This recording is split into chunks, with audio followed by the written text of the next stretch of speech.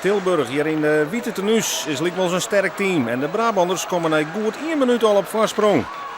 Doelpunt van Jay Latulippe.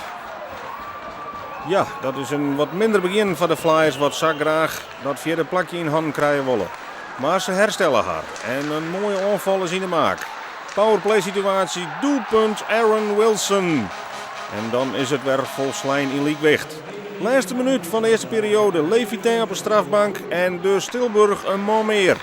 En dat spelen ze heel creërs uit. Want het is weer Jay Latulippe die de tussenstand brengt op 1-2. De tweede periode met een sterk Flyers in die beginfase. De Peel, Marcus Pride, dat is pech van zelfs. Jason Visser, ek een grote kans, maar krijgt Njonkende Peeldel. En dan een splitsende paas van Tilburg. En weer Jay Latulippe en een prachtige score. 1-3. En dan zullen de Flyers het werk al druwen. Maar hier is Sander Dijkstra met een onval op snelheid. Look waarom. Brent Jansen met een van de mooiste goals van de wedstrijd. 2-3 en alles liep het weer mogelijk. Maar nee, het weer minder weer, want dit is het antwoord. Voortendaleks de 12-jouwer van Raphaël Joly.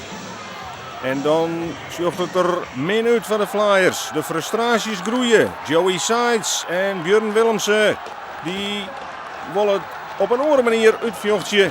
Beide heren worden uitsluiten van de rest van de wedstrijd. En weer een speler minder op het ijs van de Flyers.